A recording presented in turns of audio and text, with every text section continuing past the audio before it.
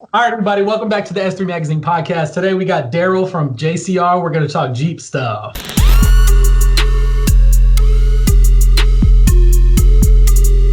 All right, welcome back to the S3 Magazine podcast. We got JCR owner, correct? Are you the owner of JCR? Co-owner. One of the owners, yeah. Co-owner of JCR, the Jeep man himself, Daryl. We also got a special guest tonight, our boy Bubba from JCR Offroad. Surprising our dude Daryl. Where's he at? Where is he at? I don't understand technology. Bubba, I hear you, audio but I don't only. see your goofy ass. I'm still naked. Hold on, give me a second. He's making shine. Yeah, Oh!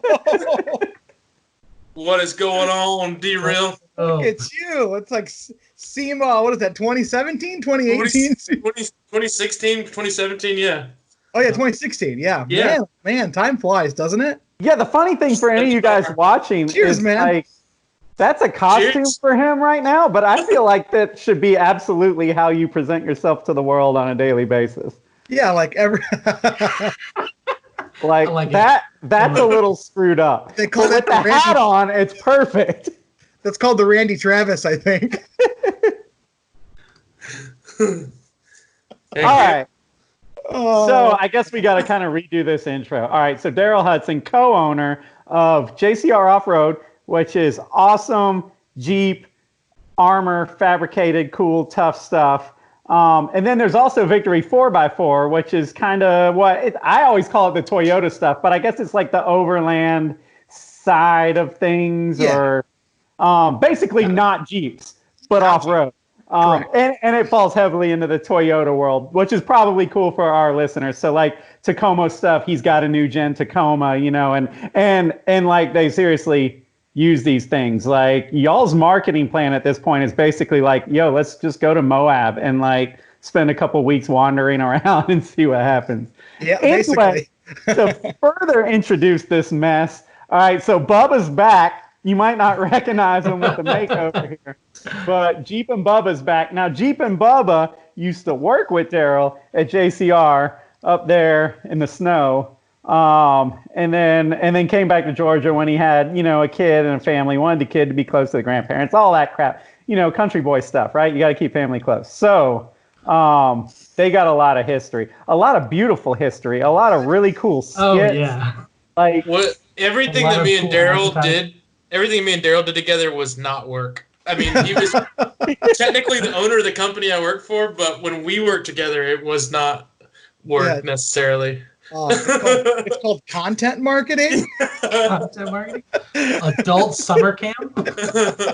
Yeah, like I don't even. Me and Daryl actually spent like 7 days in an RV together going to California and back. That is true. There's a video of that somewhere, Yeah, right? there's a great video. Yeah, Drove on the salt flats. Yeah, I actually just chased Daryl with a camera throughout the Rubicon.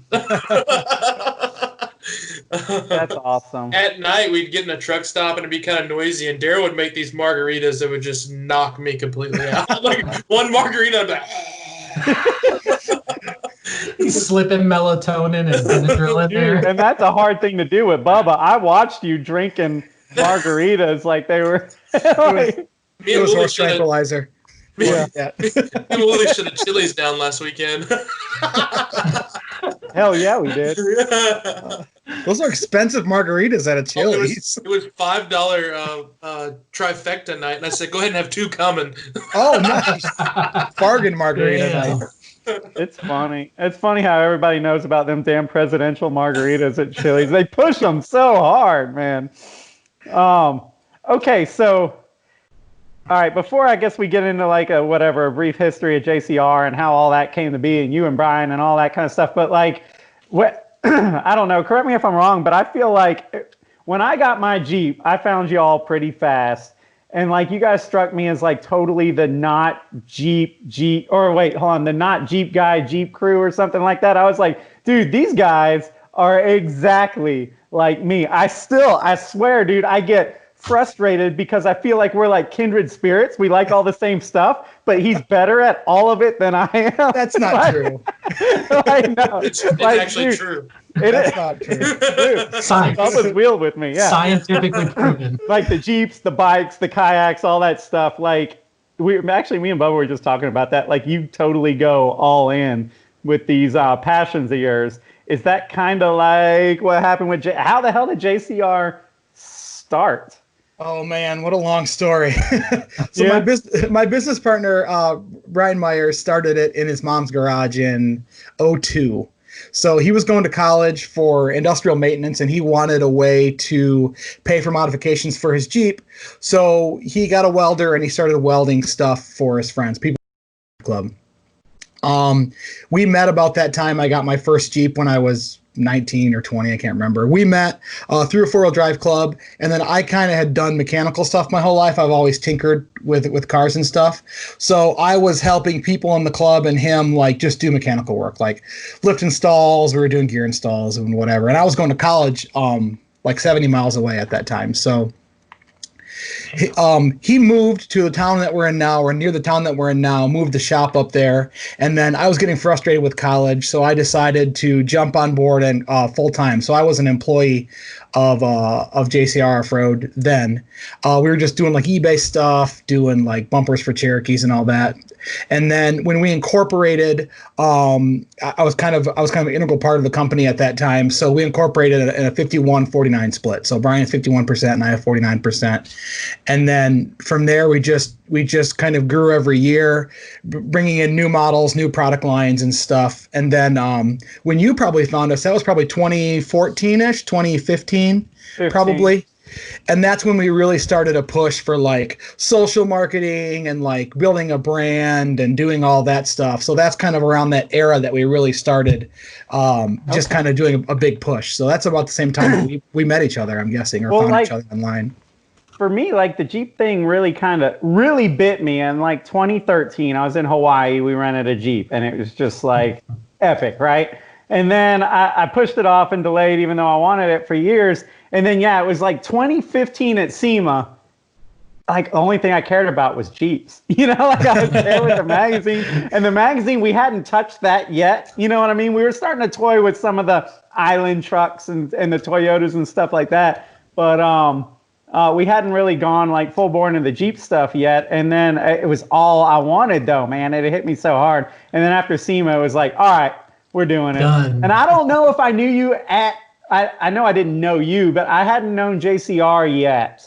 I don't think in 2015. It was 2016, I guess, was the first time. I don't know. But it was shortly after. I was going through a real struggle because I wanted an off-roader, I wanted a Jeep because I am all about like the open air experience, right? I was all about that.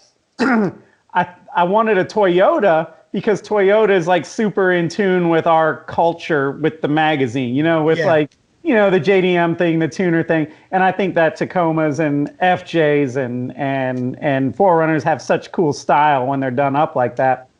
So I was like fighting with it for a long time. I'm like, am I a Jeep guy? Because like 9 out of 10 Jeep guys, like they don't have the carefree sense of, they're trying to be there and be tough. You know what I mean? That's at least down here in the South. Are you talking about Brad right now? Is that what? Hell yeah, brother! Hell yeah, brother! Hell yeah!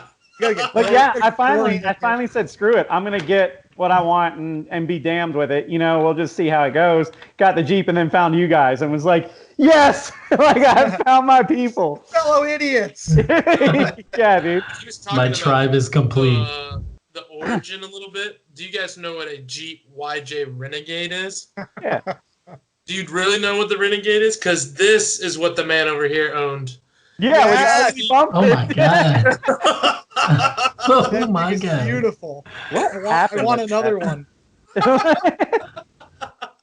So that package in 93, mine was a 93, was $4,500 on top of the price of a YJ, right?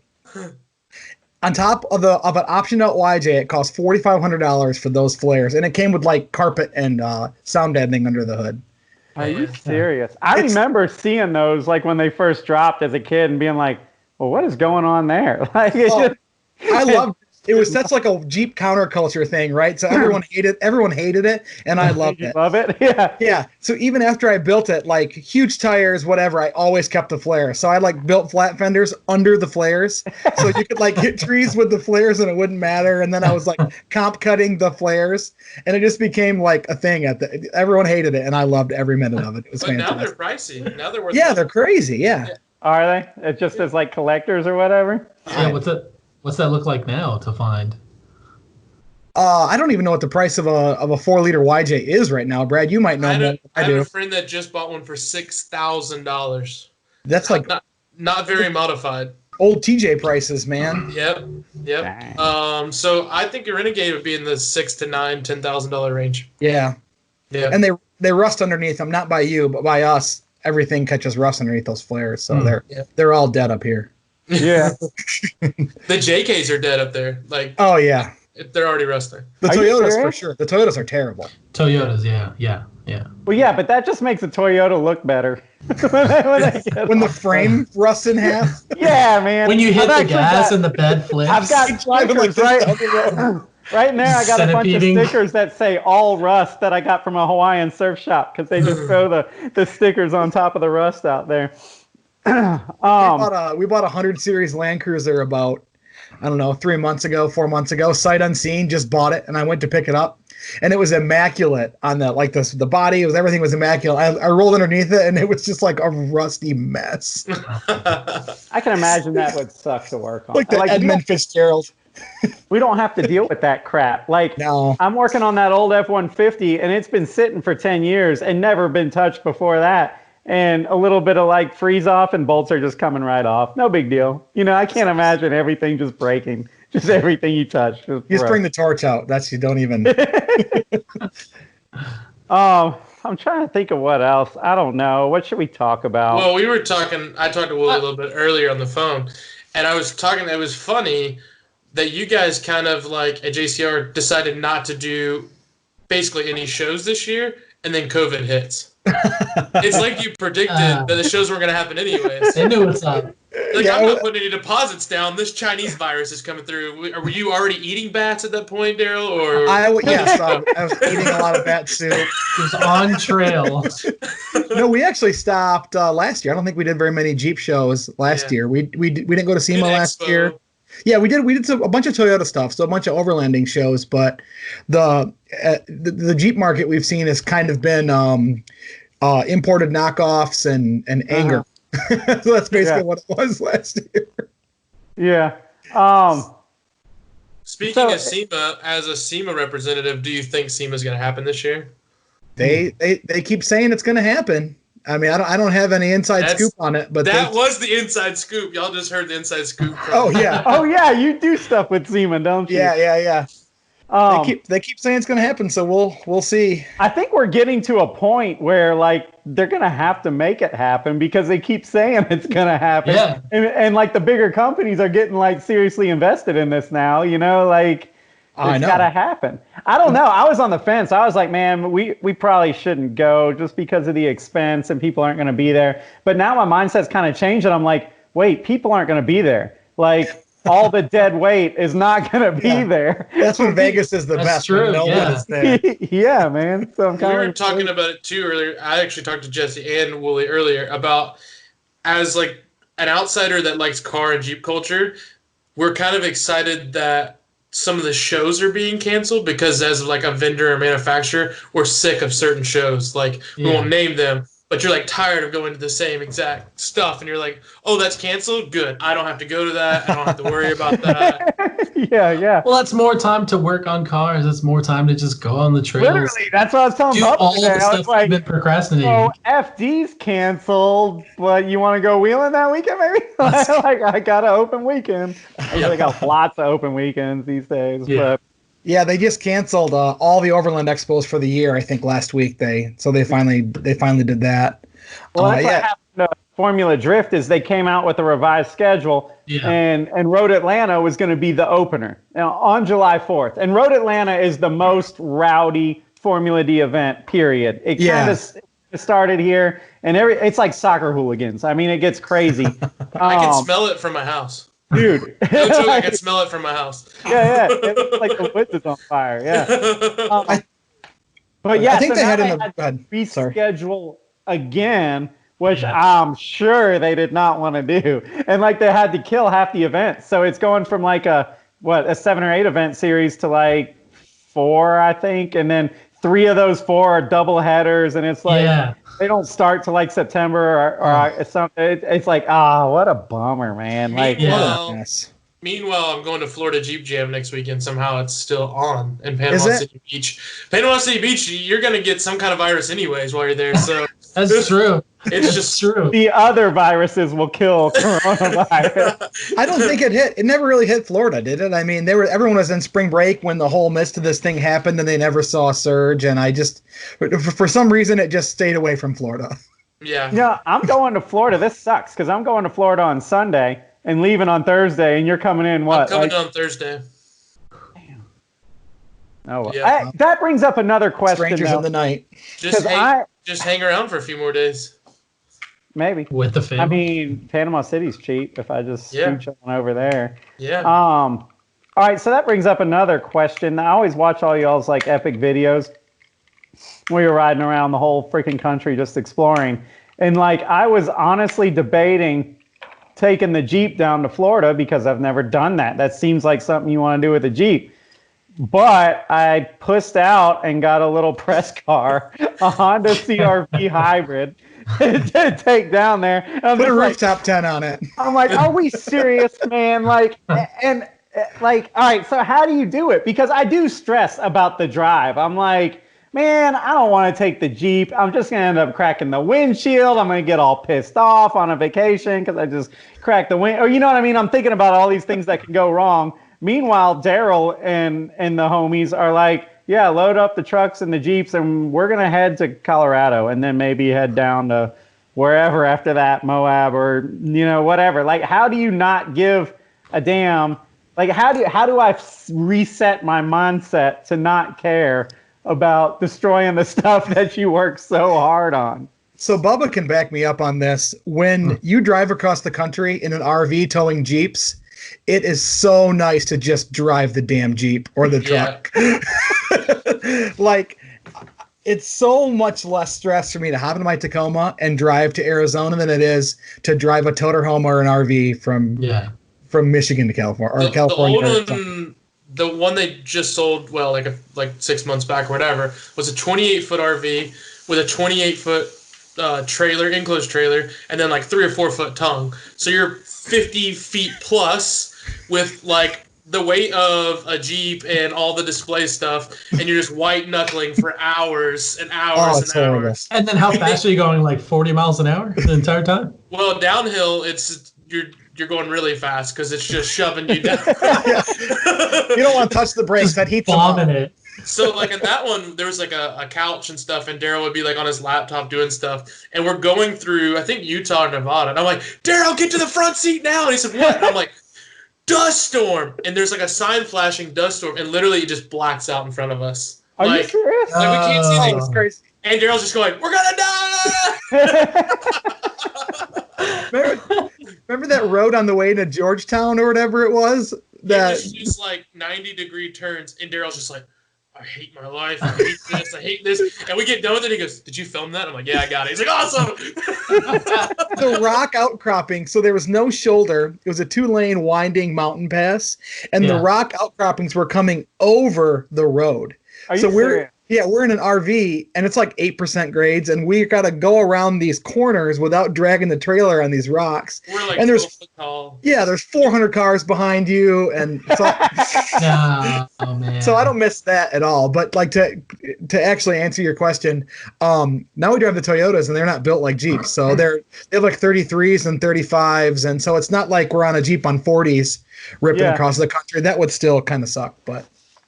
So all right. What are your thoughts on the Tacoma? That's obviously every previous rice boy like me that came up around imports. We're all getting families and growing up. None of us want to sell our damn car that we're all invested into, but we need these dailies. And pretty much I see it every day on my news feed. Somebody's going, yo, I'm thinking about a Tacoma. Like, should I get a Tacoma? And of course, everybody's like, hell yeah, you should get a Tacoma, man. We can have Tacomas. Like, what is it about the Tacoma that just gets you?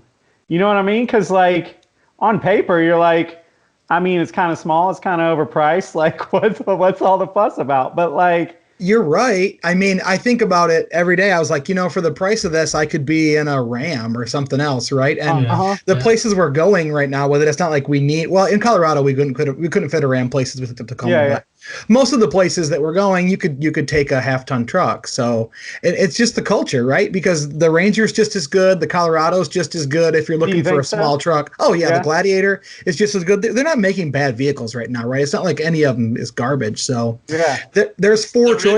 The Ridgeline's a piece of crap. Come on, man.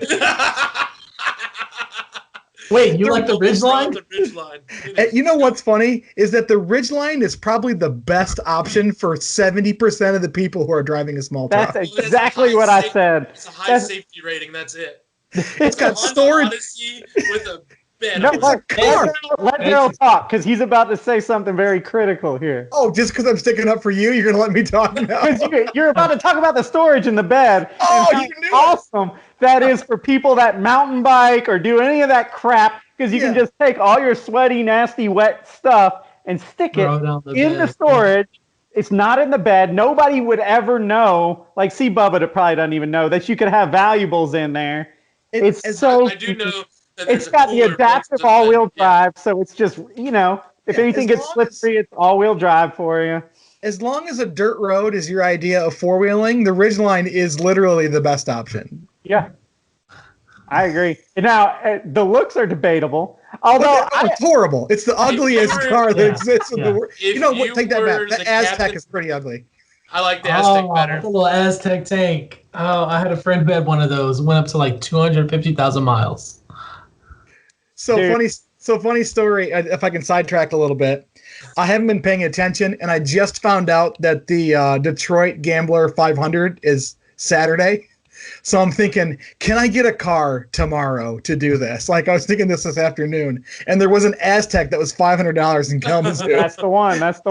I don't think I can make it happen, though. Like, I can't title it, so I'm driving it illegally, like, for the whole thing. But yeah, the Aztec, that was going to be the one. Overlanding Aztec. Sorry to sidetrack, but I mean, overlanding. That'd be great. The overlanding Aztec would be worth whatever you could spend on it times 10 just in social media fun.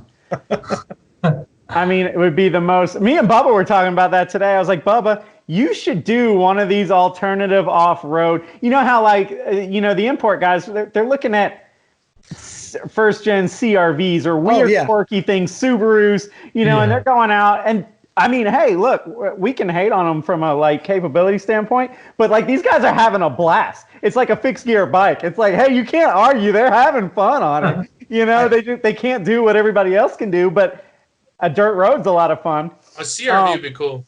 Via Cross. Yeah. You've got to do the Via Cross. That's your new vehicle, Bubba. Bubba's Via Cross channel. That would be perfect for Bubba because it's you fat. And 65 other people on that Facebook group. Hey, what? Oh yeah. But yeah, I don't know, man. An Aztec should happen.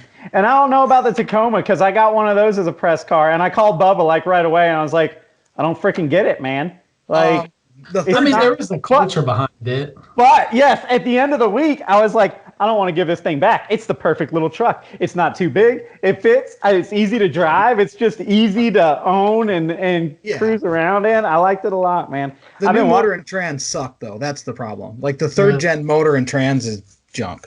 Like the second gen's way gear better. It immediately. And then tune it. Stock tires. Gear it, then tune it, and you're kind of what it should have been from the factory. Okay. So if you got a new Tacoma, which is a third gen, is that what they're calling them? Third gen.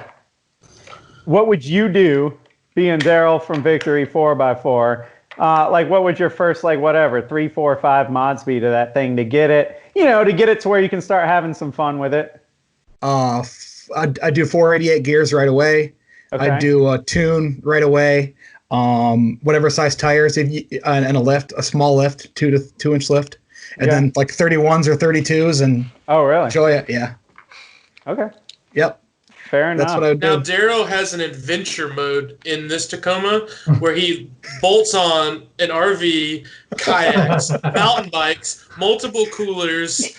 I mean, he's literally like 15,000 pounds in this Tacoma. Oh, I'm way over the weight limit on it. It goes 4 hours north.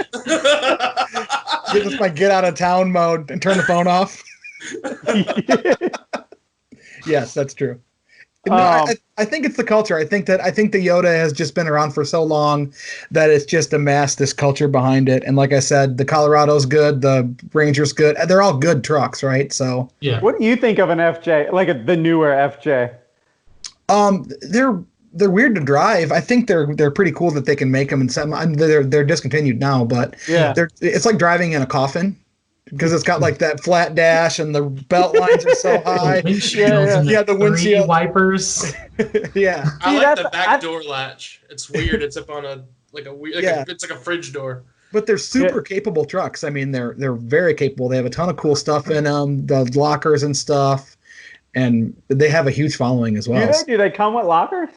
So I don't know my models a ton, but I think they all have a rear locker. And then they do like a Trail Team edition that has like black wheels and some other. We wheeled with one in one of the Winter Overland videos, and it was just as capable as the Jeeps. Yeah, for sure.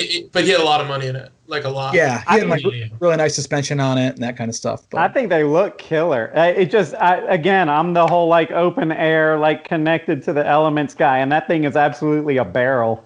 Yeah. I'll say one thing about the Tacomas, though. Their timing was perfect with the third gen because the Wrangler had waited way too long. It was like 10 years with the same body style, and people were like, we're going to sell our Wranglers and get a new Tacoma. It just looks new. But Tacoma, like, tricked everybody, or Toyota, because it was the same frame and same drivetrain, same everything. They're just like... Just some body, Yeah. I mean, the grill looks way better. The headlights look way better. Everything looks better. But, And it was the perfect time. And everyone I knew sold their Jeep, bought a Tacoma, and now they all drive Gladiators. Same people. And Daryl knows what I'm talking about. Oh, yeah, for sure. But that's the thing. People thought they were going to go rock crawling in their Wranglers. And if you don't care if the top comes off and you're not rock crawling, why are you driving a Wrangler around, right? They're not comfortable. There's better four-wheel drive options out there. And I think that's where everyone was like, went to the Taco and then the Gladiator now. Because the Gladiators are useful. It's just as capable as a Wrangler, besides a little more rear overhang. And you can carry stuff around, so... And the JL package is way more comfortable now than the JK the JL anything ever was. It feels like a 4Runner, basically. Yeah, for sure. So, what your thoughts on the Gladiator are pretty positive, huh? I feel like there was a lot of hype around that coming out. I wanted one, and then the price tags were kind of high enough to make me go, well, I'm gonna keep my JK that I've already been putting so much blood, sweat, and tears into. And now I feel like they've kind of come down a little bit. Like they weren't selling as hot as they thought they might, or I don't know what it was, but I feel like they're kind of coming down a little bit on the price.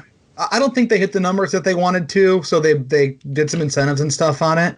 I think the hardest part about the Gladiator was it never came out with like a stripped option, right? So there was no $30,000 Gladiator, right? Yeah. But you can go to a lot and buy a $26,000 Tacoma, and it will have nothing.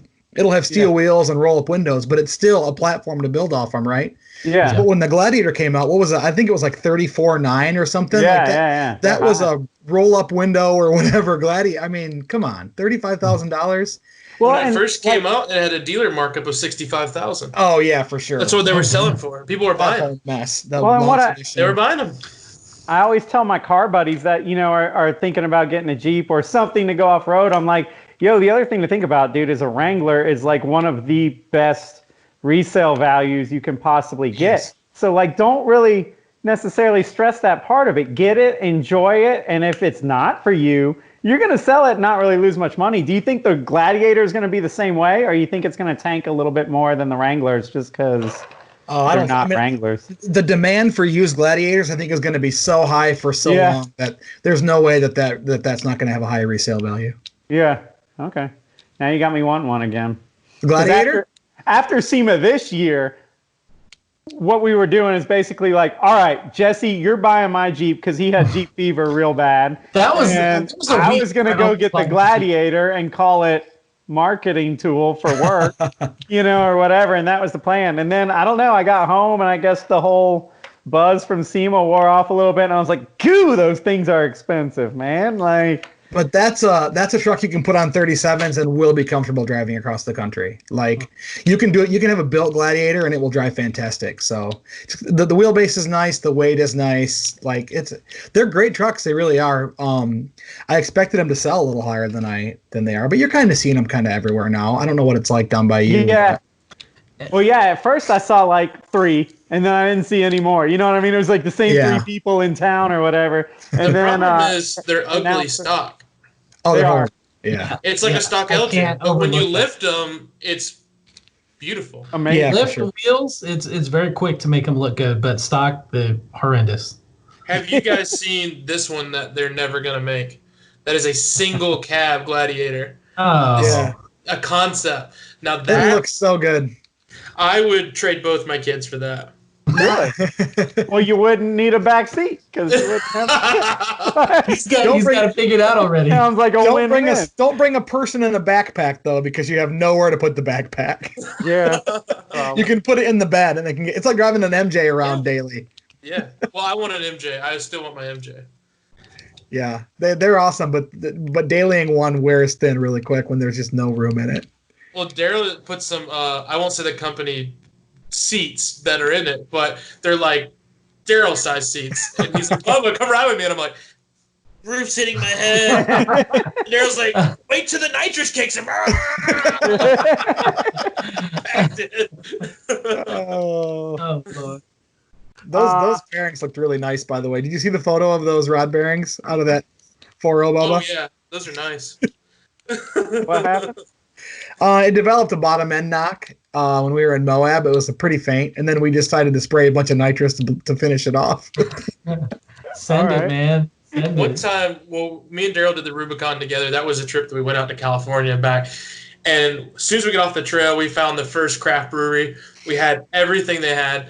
And we get on the road, and what they don't tell you is when you finish the Rubicon to get back to where your truck and trailer are is 2 hours. But that 2 hours is just winding racing roads from like an Austin Powers movie. And so they had a supercharged JK, and Daryl's just racing anything for 2 hours. 40s and off-road sway bars and just rolling through gears. Nice. Was that the, I call it the Magnum PI JK? That was the one that was like the one that we put on cover, the gray one with the stripes on it. Yeah. We were talking earlier about it. I was like, Daryl's better at everything than me, and I can prove it. He's cut a Jeep in half and put it back together successfully. Well, actually, Pete helped a lot, to be fair on that, but you cut it in half.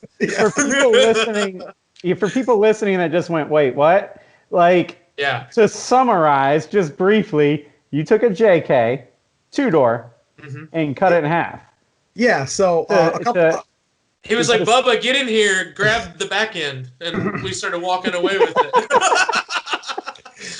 Yeah, so a company called JeepWorks Limited sells a kit to stretch a 2-door JK. I think a JL they're working on now, 10 inches. So it's a 10-inch body, 10-inch frame stretch. Yeah. So it's pretty awesome. It makes you get more wheelbase. Yeah, very Which capable. also confuses me because it seems like a shorter wheelbase would, roll up over the top of things and not bottom out on it. It depends on where you're wheeling. It depends on where you're wheeling. So on the East Coast, on the East Coast where we have all these trees and tight trails, a 2-door is great, short wheelbase, because you can kind of zoom around all those trees, right? Mm-hmm. But out west where you're doing these big climbs, these big ledges and stuff, you want that wheelbase because it makes a more stable vehicle. Yeah. So are the Gladiators going to be huge out west? Yeah, for sure. As long as it breaks over and the bed doesn't get caught on anything, it works. When we did the Rubicon in that Jeep, Daryl at the end was like, I thought you said this was hard. Like, you lied to me. I was like, well, I brought my 2-door here and it was hard. That brings me up another question. How did you get so damn good? Like, Bubba's like told me a couple times. I said Daryl is the best. He's the best off-roader I've ever rode with. All right, best driver and the best aftermarket mechanic I think I've ever been around. I'm not the best driver. Yes, he is. There's videos of him eating a bag of Fritos, shifting We got gears, stuck. climbing. We were two-wheel drive and didn't realize it. Like, how did you? I attest that I've seen this video. How did you like get good? Like, how long did it take for you to get over the hurdles of uncertainty and intimidation and be like, well, I'm good now. We used to wheel so much when we were younger. I mean, we wheeled all the time, and we were dumb kids and had no care or concern whatsoever for our bodies, for our vehicles. So you fail I think that's a bunch. A key element. Yeah. Yeah, you gotta learn. You gotta learn where the limits are, right? Yeah. Daryl's actually wheeled Teleco, which me and you'll never get to experience. Yeah, man, what a great place that was.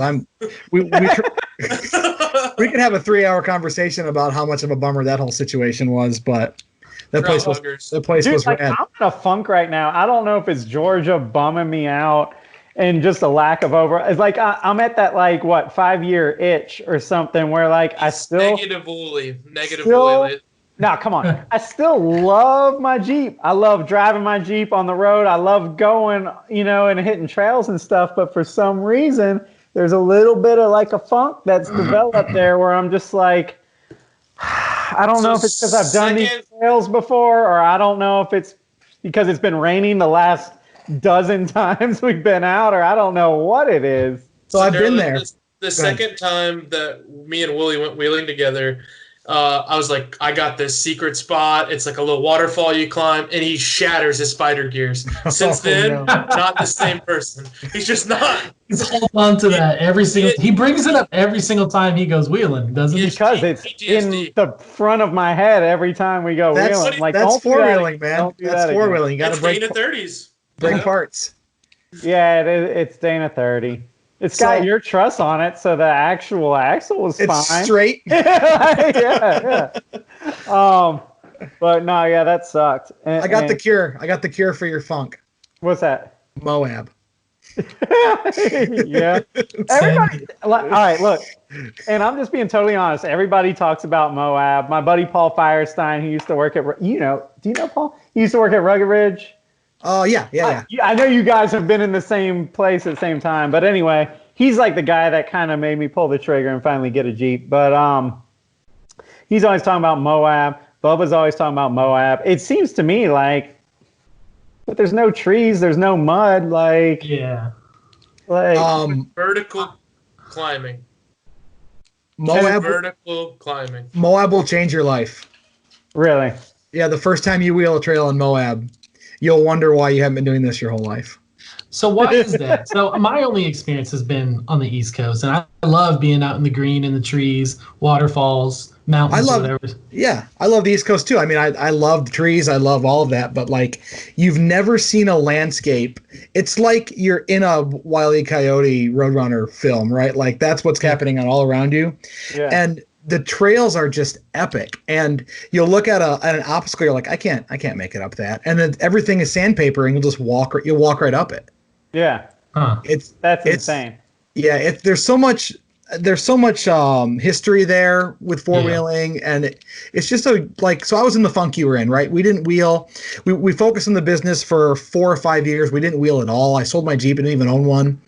Really? And then we went to Moab, and that totally brought back this whole off-roading, four-wheeling thing for me. Moab was the reason that we bought a bunch of Jeeps again, personal Jeeps, and got back into four-wheeling and all that stuff. So is that I was telling Wooly today that we need to go extremes in both directions for him to try. We need the Moab, and we need extreme overlanding. He doesn't camp. Yeah. So we got to get him out there with the brews and the camping and days of easy driving, and then also giant rocks and landscapes like that. Or Colorado. There's so much awesome stuff in Colorado, and if you like trees and mountains, that's a cool place too. And there's tons of trails that are just awesome stuff to see, not ridiculously difficult. You're not going to break your vehicle, but they're trails that go places, right? So it's not a trail that you just finish and you're at the end of the trail. It's a trail that you finish and you're in a ghost town, or you're at an old mine, or you're at this old building, and you get awesome stuff to film, awesome stuff to get media of, and then you turn around, head back to town. You have a cabin or you have a hotel or whatever, have dinner. I think that's kind of a big part of it for me now. Is I like to get on a trail, use the trail to get to a different destination, and then be someplace else. Like a lot of the trails here in Georgia, they're kind of just like these mazes or circles, and you're like, well, we're back at where we started. Now what? And it's too easy. Red it's clay. Too easy to be Just like, tons of red clay. Yeah. I want to like travel, journey somewhere. Well, it's the same thing with a boat. I'm like, what's the point of a boat if you're just in a lake doing damn circles? Like, I want to use the boat to go somewhere. Like that's what I want to do. So, question about Moab real quick. Is that what do you have to do to prepare for something like that, or can somebody just go out with the Jeep that I just bought? Oh, you can rent. So there's a bunch of places in Moab to rent a Jeep. So if you just want to, if you just want to fly in, rent a Jeep that's capable and explore or be guided. I mean, that's a great way to experience it without having to worry about your vehicle, getting your vehicle there. If you want to drive yours, just make sure it's in good mechanical condition and don't do any difficult trails or try any hard obstacles that you're going to break your truck so you can drive back home again. So what happens if you break out there in the middle of the damn desert? What do you do then?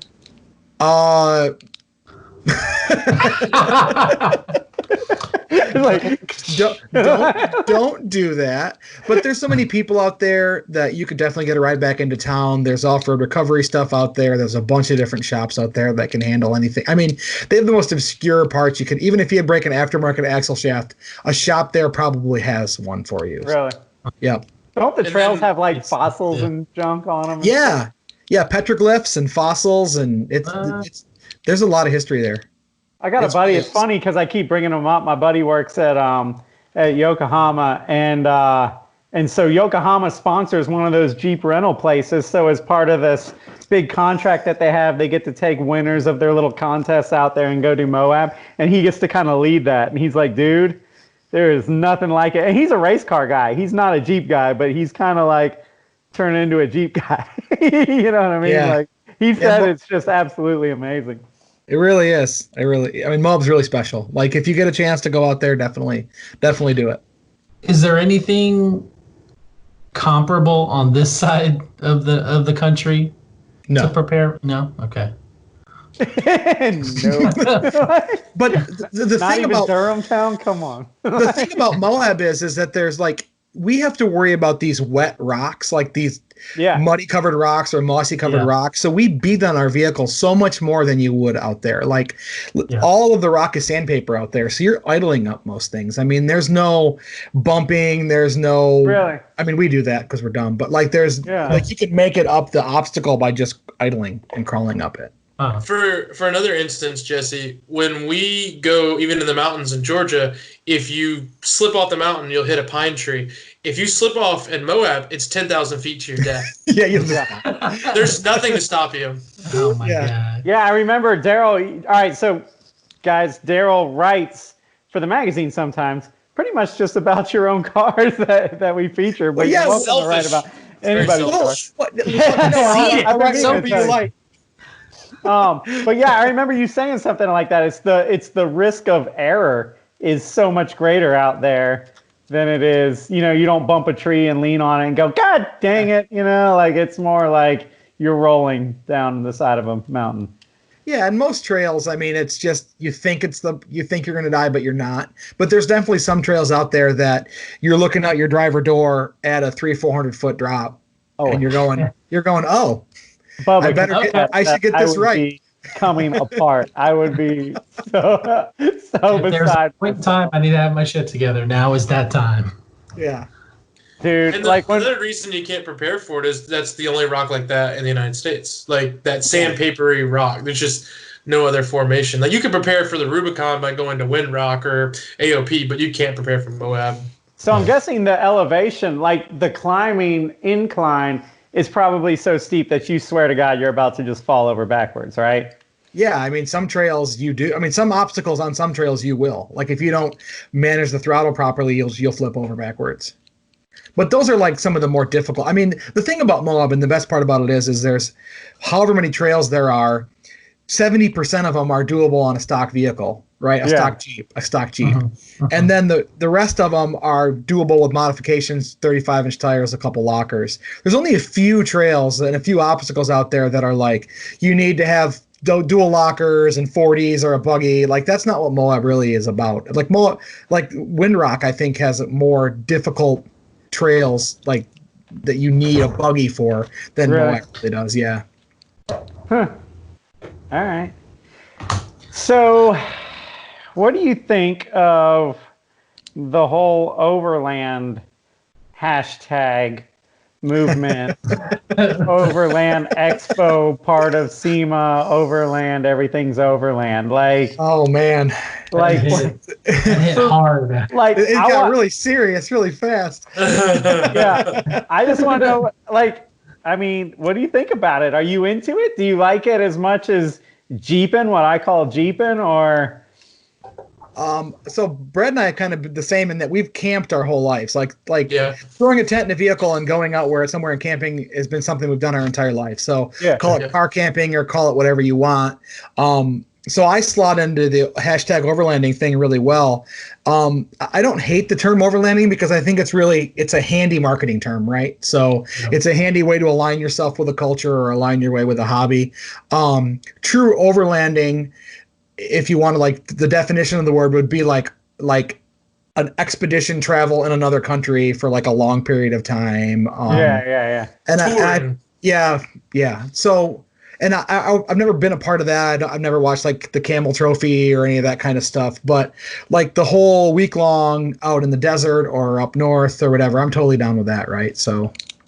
Well, the thing, Daryl is in overland country, and one thing people don't know about Michigan unless you've lived there, because they don't tell you about it outside the state, is once you get north of Grand Rapids, it's 4 hours of woods. Mm-hmm. The prettiest, beautiful woods. I mean, and you could drive to a campsite and no one will be there. No one will drive through your campsite. You won't see anybody. It's just woods. That's what's up. Beauty, but it's flat. So overlanding is a thing in Michigan because it's just flat. Now, what makes it fun is snow. So we go winter overlanding, and then it adds a level of ice in the water and sliding into trees and possibly getting eaten by wolves or Sasquatches or whatever. Or dying of hypothermia. I was about to say, and we've almost died a lot of times. The number one rule around the campfire is you cannot fall asleep. The first guy that starts to fall asleep, we all have to go to bed, because if you fall asleep, you'll die. Yep. In the winter. Not in the summer. I thought you were going to be like, because, like we put like shaving cream on. Yeah. Like, 0 degrees. Freeze to death. No, we've camped in -10. I mean, it's just, it's what it is. Yeah. That's wild. So the only hard trails in Michigan are in private parks. So in the most, UP, really. Rocks and valleys. Yeah. So most of the stuff in Michigan is forest roads, 2 tracks.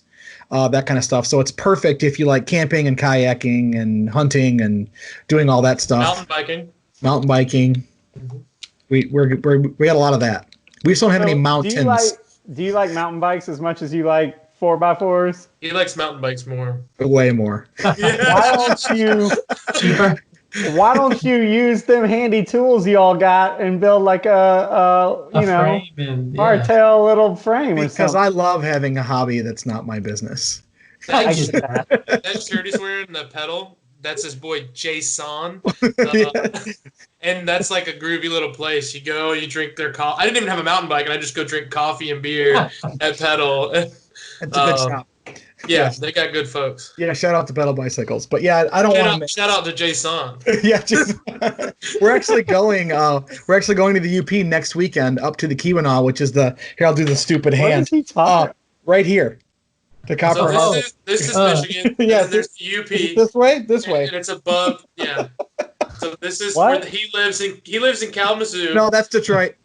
Okay, sorry. He goes, and the UP's above it, and he's going up here. I learned that in the state of Michigan is shaped like a Michigan. How far are you from like South Haven? Like 40 minutes. Oh, okay. No, we were right there. Our listeners will know that because that's where Gingerman's at. Yeah. How did you like South Haven refusing to stay closed? Oh, yes. That was amazing. They weren't having it? So I don't know how bad Michigan's still shut down, but they were, at this time, weren't allowing any restaurants to be open. And South Haven is like little shops, craft breweries, wineries, things like that. I've been to one of those breweries. And they just opened, and they said, whatever, F you, government, we're going to be open. Come get drunk in South Haven, and they did that. They opened Memorial Day. Restaurants opened on Monday, I think. Didn't they? So. Just Monday? Monday. Georgia's been open the whole time. We were just like, whatever. Nothing. No, there's a few weeks where we're like, we should. The governor's stay like, home. if you feel like it, stay at home. If not, Dr. Toomey says it's all good here. We're good. My worry about this whole situation, and not to get political and not to talk about a virus forever. Oh no! But, my next topic was religion too. if anything, like SARS or one of those things that like has a high infection rate, high mortality rate, if that ever happens, no one's going to believe it's a thing anymore, right? Because how this all went down. People that weren't in areas that were hit hard with this, people that weren't in Detroit, people that weren't in Italy, people that weren't in New York, they didn't see any of this happening, right? They saw it on the news and it never hit them directly. So everyone's like, oh, this wasn't a thing. This is a big media hype. This is blah, blah, blah, when it just didn't hit them in their area. So if anything ever happens that like 80% of the people are going to die if they get it, no one. We're just all take it seriously. We're done. Yeah, we're done. We're just all going to die. Well, we've seen the proof that's going to be a total cluster. Yeah. And thank God that it wasn't as bad as they expected it to be. Thank God the transmission rates and all that wasn't as bad as they expected it to be. But like, this whole thing happening was the most ridiculous thing to watch. People and science and the media just fight all the time, right? Well, JCR had to close down for a month? Right? Yeah, they shut y'all down, right? They shut us down, yeah. I actually sold some Victory 4x4 parts this past week. Placed an order with Corey. He's the worst salesman ever. And everyone used Mitchell if you call him.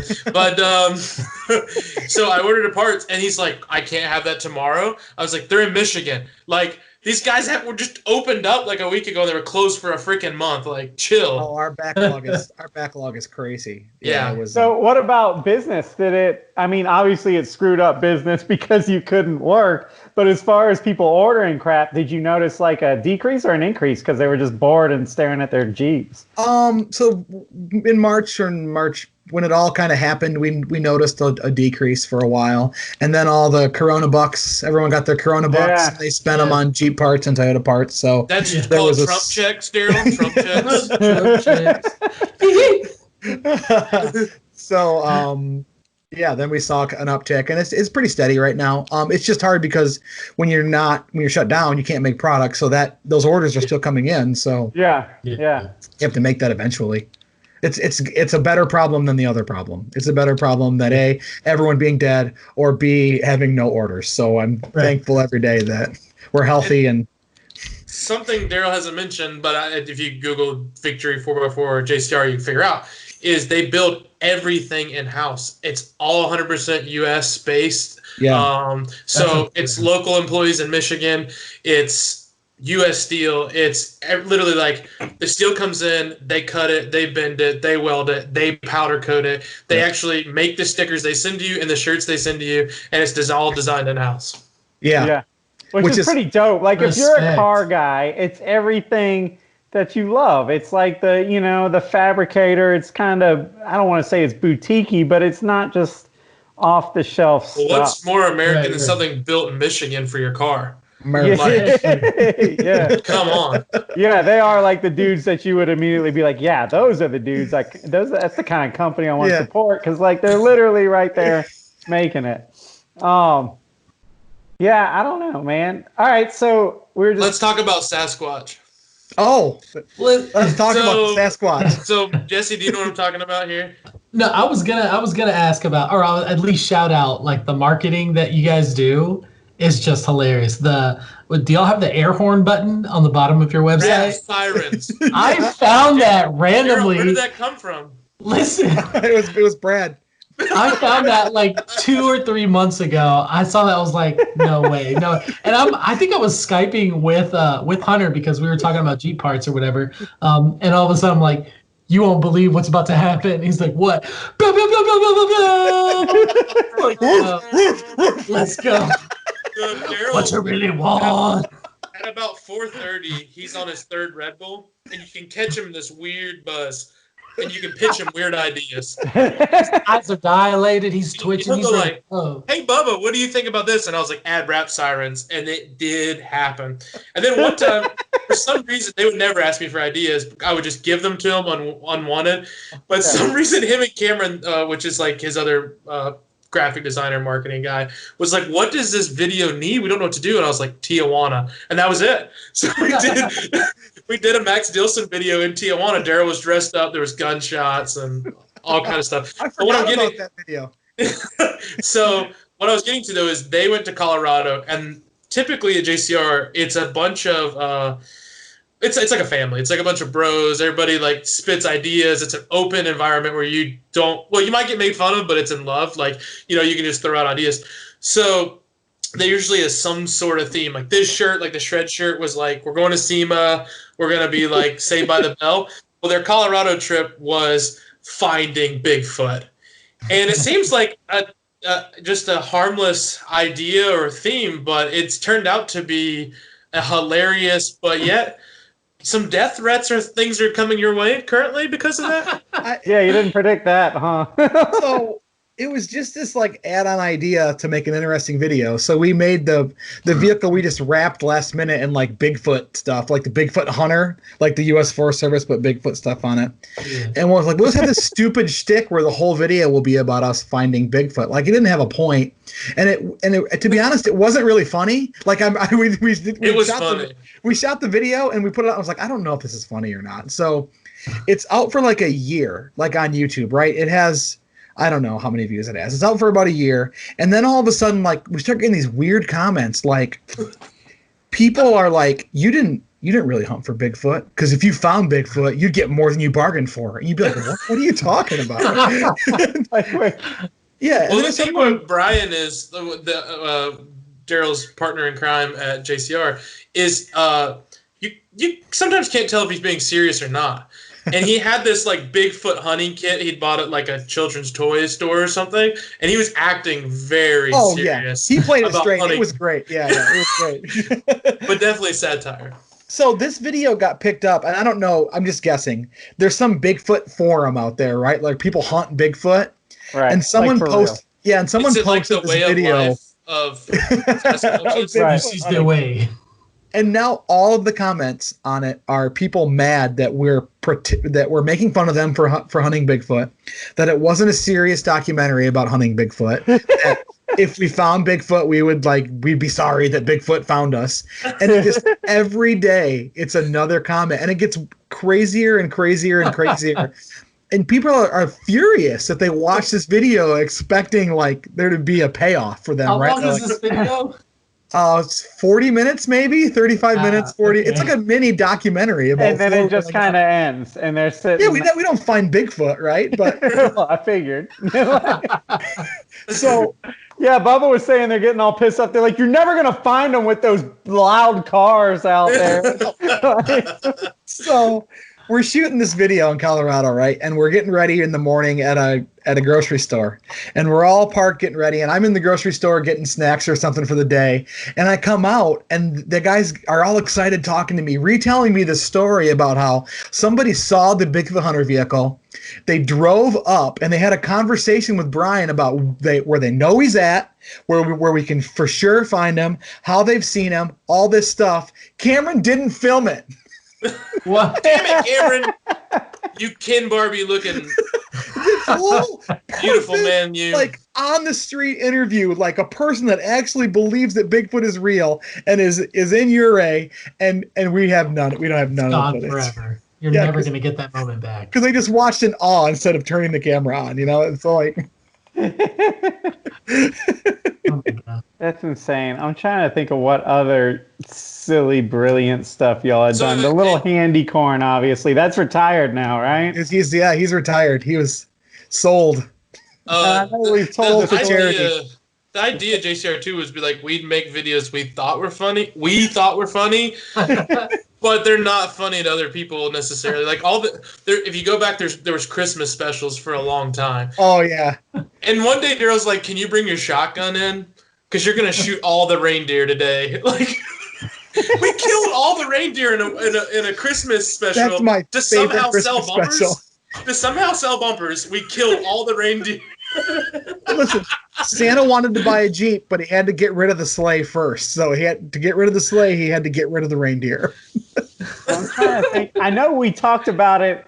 I guess it was the podcast we did with Bubba, but I think the one that absolutely random all rated. The one that absolutely got me was that Black Friday sale where you were like, "Oh, you guys got a clip? Oh, cool! Show them the clip." And then it was just like a GoPro on the computer as you're scrolling through your own website. Was that the Random All Rated show? Random All Rated show. There was 2 episodes of the Random All Rated show. Drinking moonshine. Yeah. Because who was it? Was it Caleb? Who was it?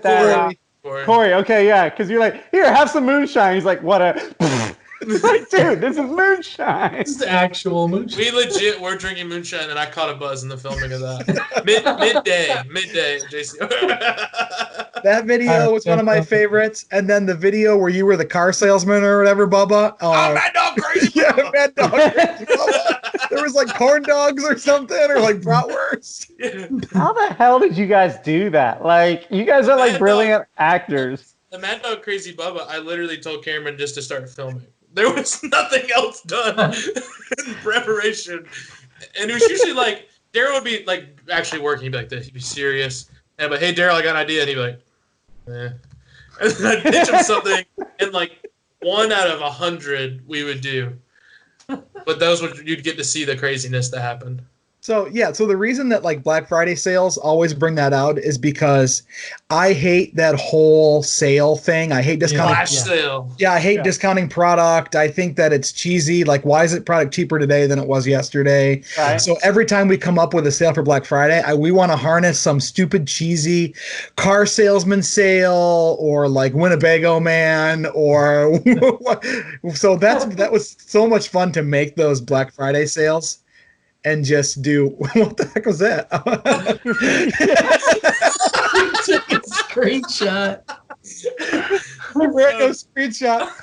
But that's why that was so much fun. And then like just letting like Brad said, just filming Brad or just letting him do whatever he wants, and it would make these ridiculous videos that only we found funny. Right? Like it's a horrible way to sell product. Like it's gonna get that video out in front of somebody, but it's not gonna make them feel like cute about your product, right? They're like, well, it worked like a charm on me. Like I said, I'm sitting there on social media going, "These are my people." But I can imagine like your average, Jeeper guy. We would get kind of some backlash because people would be like, "Hey, you're making funny videos. Why don't you weld my bumpers up? Why don't you get back to work and weld those bumpers up?" Okay, Dad. Damn it. What? I don't weld. What are you talking about? People don't understand what's like a company that has a hierarchy and a structure, and they think that we're just 3 people in a garage because that's the way we kind of show ourselves. Welding curtain with employees behind it that weld things. Bubba, I'm in a different building at this point. Yeah. But yeah, you'll never stop. I mean, the angry customers is just always going to happen. So we'll just poke the bear with dumb Bigfoot videos and random already. I'm really sad the rando stuff didn't take off more. I mean, that was some of the funnest stuff. Well, listen, we can always bring it back, Daryl. Let's go. We got Jesse. We got through Skype. You have a house. No, I don't. I live in a trailer. I buy my groceries at the Dollar General. A trailer down by the river. Here we go. Dude, I'm serious. You need to grow your damn hair out. By the way, Jesse, my Daryl and Woolly feet is snapped. It's just like I'm seeing the same face. You look like right now. Have you ever seen the Kenny Rogers Roasters skit on Mad TV? R.I.P. Kenny Roasters. Kenny Rogers right now. You look just like Kenny Rogers from Kenny Rogers Roasters skit. You have to watch this after this. I do feel like you need a dangly earring. Yeah, a single. Yeah. What ear does it go in? Well, that depends, man. Listen, Bubba Mall rated. It swings one way. Yeah, dude. That works. That look works for you. Hey, Daryl, do you still have the Miata or no? And my brother has it. My brother bought it from me. He's doing awesome stuff to it too. He's building a turbo kit for it right now, so he's giving it what it deserved. I'll be right back. So do you have any like sporty anythings or not? What do you drive on the regular? Just the whatever. taco, or a motorcycle usually. What motorcycles? I don't know shit about motorcycles. I've got a Buell, kind of an adventure touring bike, and then I have a couple of '90s Ducatis that are kind of exciting and fun to ride. So that's interesting. It was interesting, but you can only ride them like 4 months a year there, right? I mean 6 months a year. You can ride the adventure one. You can ride through the fall, right? You can ride in the winter if you want, but. And then I've been building the Chief, so that's kind of my sports car right now, I guess. No cars yet. It's got an LS in it, right? Yeah, yep. I'm still finishing the tuning up on it right now. So yeah, brother. Yeah, I'm looking. I kind of want a Challenger, a wide body Challenger. I think that's what would be the next. But I want to get through a mailbox. There it is. Did you really? Do you not know? I was waiting for the joke, and then was it fun? Huh? Was it fun? No, because it was a sheriff's mailbox. So it was not fun. This is on video. She happened to be like standing outside when I did it too. So I was just like, she was like, "What the hell was that?" And I was like, "Damn, this thing's fast." Yeah, the prices are coming down on those now. You can put them through as many mailboxes as you want. It wouldn't even matter. Well, the worst part is it was Mopar's car. It was a press car. That's no good. And I absolutely, long story short, what got me is traction control blows on that car because it just totally, neuters the car. And we had it off because we were doing some video. Of course, it was video, right? Like we were doing like some little burnout stuff and trying to show off. And so I forgot to turn traction control off in the frenzy of filming. And it was one of those one more times where the guy was like, "I just want to get the closing shot. So I'll be in my car, camera on back, and then you come around me and that'll kind of be the closing or whatever." So I did. Except I came around him sideways and then went off the road in front of him, hit the sheriff's mailbox. I had just moved like a quarter mile up the street. Like literally, we live out in the country, but like this person lives like a half mile away from me or something like that. Because this was all going on right across from my house. And that you just moved into. I just moved into it. And yeah, she cooled off. At first, she was just kind of like, "What the hell?" And, I kind of explained what we were doing. And she still had her uniform on. She had like just gotten home. And I was a little bit like, "How the hell did you get here this fast?" And then, she calmed down a little bit, and she was about my age. She was like, "Yeah, I used to hang out with you Nopey boys." And and then the cops did come because they were bored, and one of them gets out. And it turns out I used to valet with him. He was like, "I used to valet with you, man. You're the dude with the magazine." I was like, "God dang it." And then I had to call the press car company where they came and took the car like I was a teenager that just wrecked Dad's car. And it was a mess, man. It was not my finest hour. That's for sure. So you can't have a Challenger, you're saying. The point is, be careful. It is a badass car. I love them. We rented them a couple times, and they're fun. Yeah. They're getting cheap. You can do wide bodies on them pretty easy. Short of that, I really want a 911, but they keep eluding me in price. So I don't know if I'm ever going to end up with one of those or not.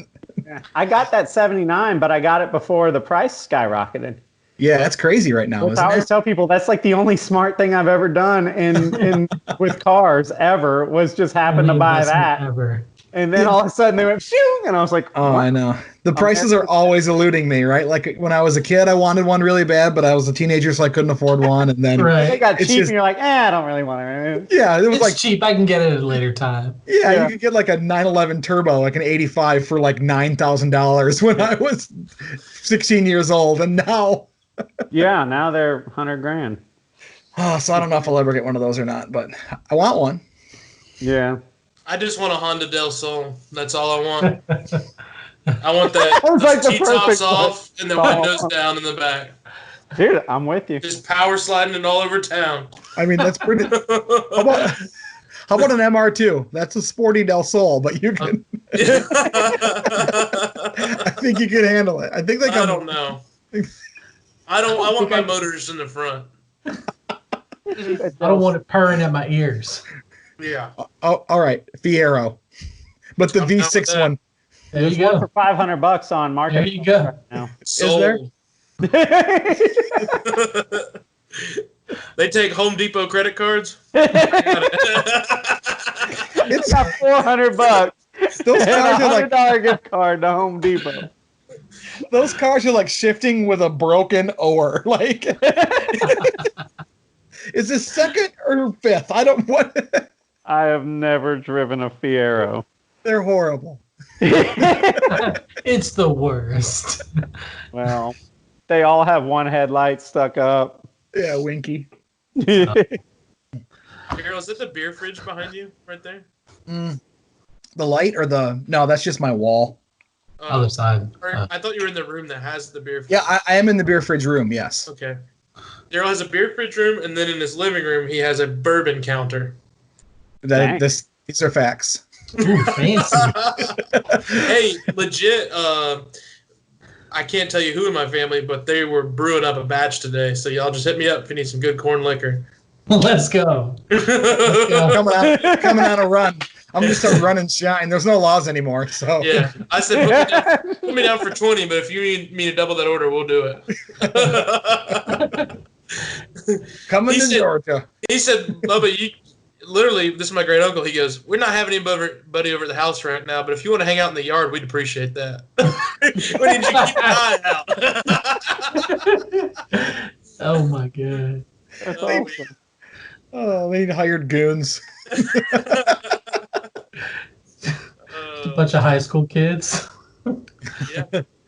Well, What else should we ask Daryl, Bubba? Is that about it? How are the sport bikes? We already asked him that. You were getting your do-rag. Oh, yeah. I was actually getting a carbonated beverage.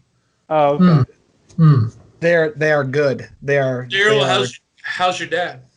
My dad is fantastic. So the first time I ever met Daryl's dad, it was me and Cameron, who's like, what's Cameron's official title? Just kind of your right-hand man, basically, at JCR of graphic design.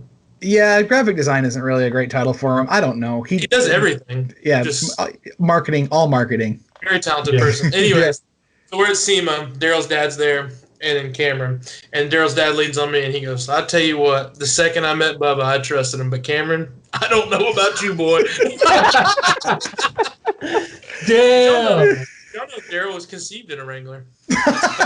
Oh, yeah, I did know that. It was a CJ5. Yeah. CJ5. I believe that. It was meant to happen. I guarantee my parents aren't going to listen to this, so I definitely in a CJ5. Screen, forest screen. My dad's only car. When I was born, my mom and dad had one car, and it was a CJ5, and it didn't have a back seat. It had a tire. Jesus. Where the back seat. How do you think that back seat got broken? That tire got broke. Yep, I was just a baby, just laying in the back seat, just strapped down to a tire. Very resilient. My dad's good. To be fair, if you met Cameron, you would think he's a different person than he really is. Is that true, Bubba? Cameron looks like the Ken Barbie doll. There's Yeah. no difference. He's exactly like the Ken Barbie doll. He's just very... Like a hipster version of the Ken Barbie doll. He's the only person who works at JCR that's still not sure about it. Like, we'll kind of make some jokes, and he's like, no. No, During the editing process, he's like, ha, ha, ha. No, he's vested now. He's 100% indoctrinated into our weird culture. So. They forced him Send into it. it. We've turned him into a hillbilly, though. That's the problem. Like, when he came, he had no idea about vehicles or Jeeps or 4x4s or anything. And now, Yeah, he's Toyota now. yeah, he has a lifted 4Runner. He'll, like, drive our dually sometimes. If we're working on his 4Runner, he'll just be driving around in our Ford dually, and it's parked in his driveway. And his family comes over, and they're like, what is that? What is that vehicle that you're driving? What did he have when he started there? It was a Chrysler Pacifica. When it was still an SUV or a small sub SUV. Yeah. Either way, why the hell was he driving that? So he was wasn't a car guy. No, he was not a car guy whatsoever. How did he find you? He looks like a Jehovah's Witness or something. So we got to a point where we needed a graphic designer in house for like brochures and all of our booth space design and photos, editing, and all that stuff. So we just interviewed for it, and he just graduated from college, and he showed up, and he fit the bill perfectly. The only thing he didn't fit is that he didn't have any experience with vehicles whatsoever, right? Like none. I'm just trying to picture it from his perspective. Like all of a sudden he gets a job and then he finds out what the hell's going on. Oh, he's just like he's holding a camera in Moab, and next thing he's like, he's not even excited. He's like, we're going where? Like, what is like? He's the only person there like didn't want the job because of JCR. Well, I mean, like, yeah, he had no idea what he was getting to. We always joked about his interview. This was in the Handy Corn days, and we always joked that we were going to have Brian leave. Like Brian and I were both in the interview, and then I was going to pop Handy Corn up from behind the table and interview him and ask him interview questions. Honestly, not to take away from Cameron, but my favorite JCR video of all time, Daryl bought a very expensive Batman costume. So you can still go back. It's hard to find this video, but it's JCR Batman. Yeah.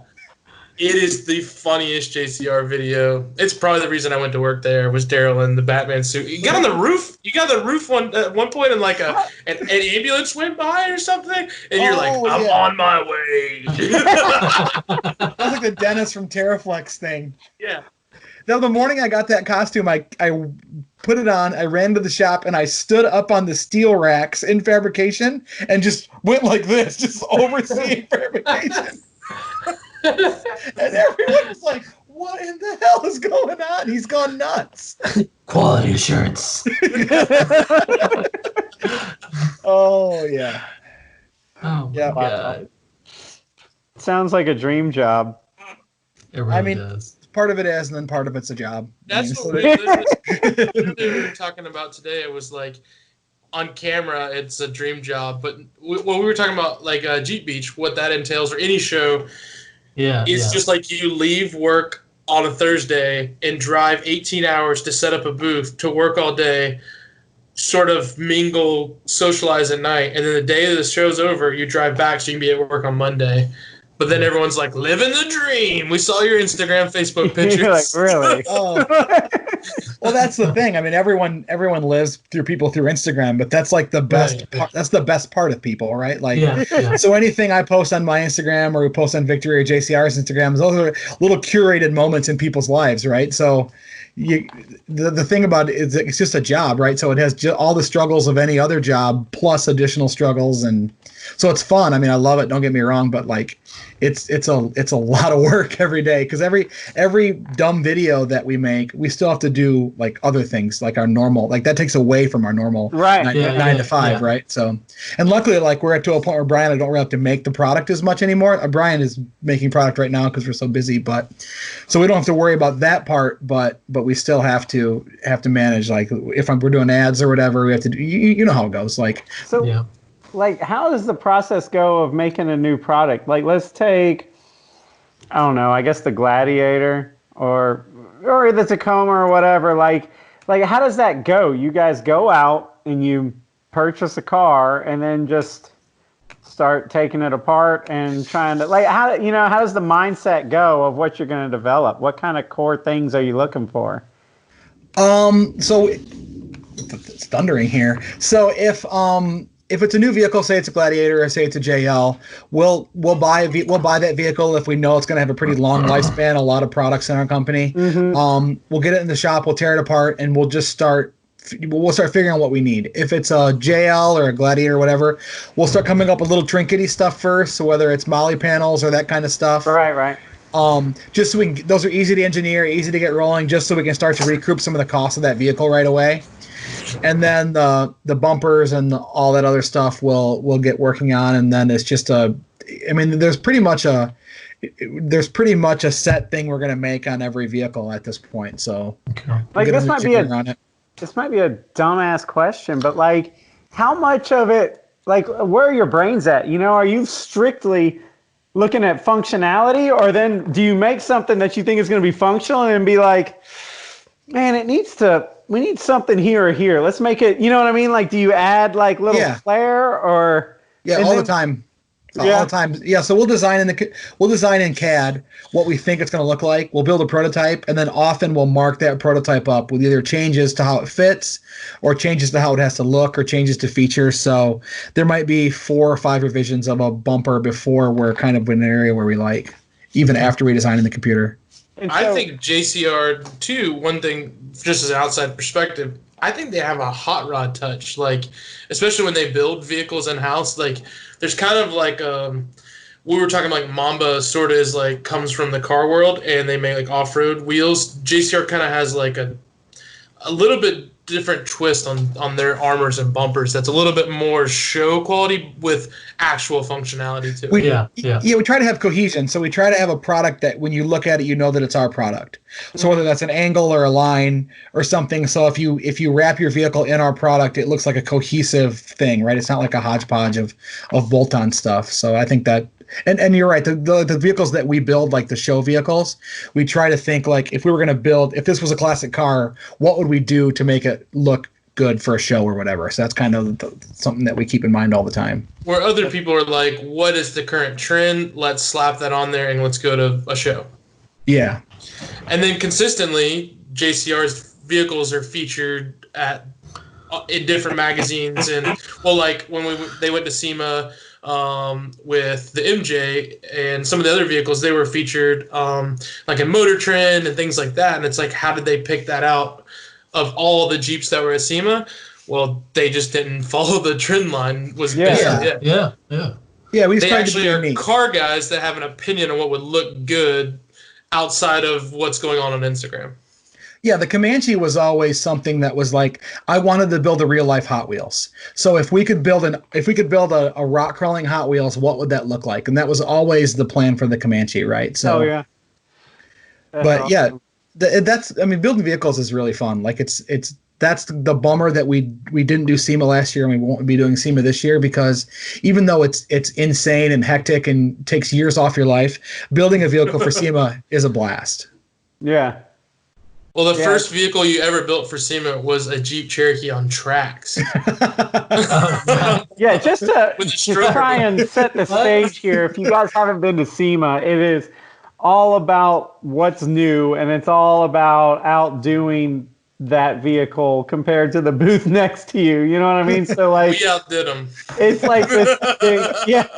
So they show up to SEMA in a Cherokee with snow tracks on it. Friday is SEMA Ignited. So basically it's the only day or the only time that SEMA's open to the public. So everybody that's been working the booths goes into like a tunnel in their builds, and then there's like grandstands built on the side of this road, and like the public pours in, and then people drive their builds through. Here comes JCR in a Cherokee on track, shaking like this. And Cameron, the graphic designer, is in an abominable snowman suit, hanging out the window and Let's waving go. at people. So this is the guy, There's like 3 Ferraris in front of him, like in a Lambo. and to recap, this is the guy that was not previously into cars. Yeah, so he's sitting there in a suit, probably going, "How the hell did I get here?" Now he has a full Overland build 4Runner, like on coilovers, and yeah. That's sick. That's sick. I remember. We got to talk about pigeons before we ever get to a close on this. Pigeons? Yeah. What so about? Apparently Daryl doesn't think pigeons are real. No, birds are real. Oh wait, not just pigeons. It's all birds, right? It's all birds are not real. Daryl believes that all birds are government drones and spies. But I have a question. Do you eat eggs? Yeah. Where did the eggs come from? They just come out of the drones. They're like little drone, they're like little egg factories. No, man, I was with you. I saw your post and I was like, hell yeah, man. I support this. Someone way smart. Eggs. Someone way smarter than me has this marketing campaign. I don't know what it's for. It might just be some college art project about how birds aren't real. And they've made like all of these like videos, right? So it's like these 60s like spy videos about how the government made all these birds and everything. And I think it's the greatest thing ever. And while all this conspiracy crap's been happening on Facebook about how the government launched COVID to get it, blah, blah, blah. I just wanted to go full on conspiracy and like the birds aren't real thing and just like help them with their plight. Yeah. Get woke. Birds aren't. This is the service to my society. Yeah. It's funny because I've seen that, but I'm just sitting here trying to think if somebody's listening and hasn't seen that. They're like, what? Like, what the hell? But you can back it up. He's got memes and charts and diagrams to back up. The videos are so great. It's like scientists doing science. If it's true, I've eaten a lot of drones. As a turkey hunter, I've consumed the drones. Shot down a lot of drones. And eaten them. Well, I don't know. In shish kebab form. Sounds like you're part of the conspiracy if you're trying to prove that birds are real. Hey, my Trump checks are always coming in. Put them right next to your Obama phones. I mean, you know what they say, a drone in the hand's worth two in the bush.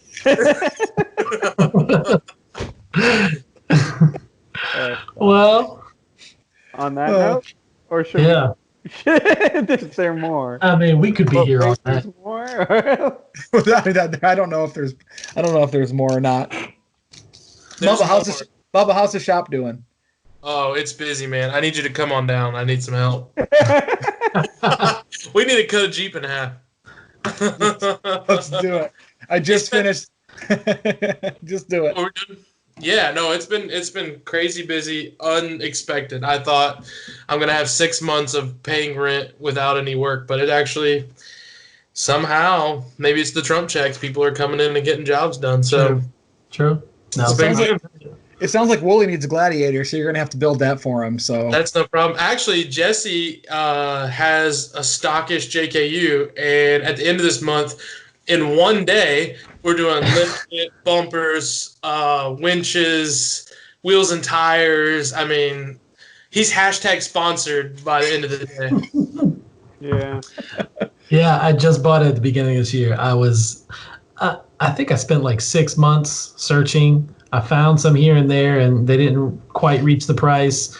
And then I moved up here to South Carolina, found one on my way up from Florida. It's that tank green. Oh, nice. 2016. And I was like, all right, yeah, let's do it. And yeah, I got the bug because I was at Grid Life with S3, and it was Road Atlanta, huge track. And so I'm like going from one side of the track to the other, trying to get footage or photos. And then the pit, you got to go downhill. And then any of the concert stuff are uphill. So Wooly just gave me the keys to his Jeep while he was in the Type R all weekend.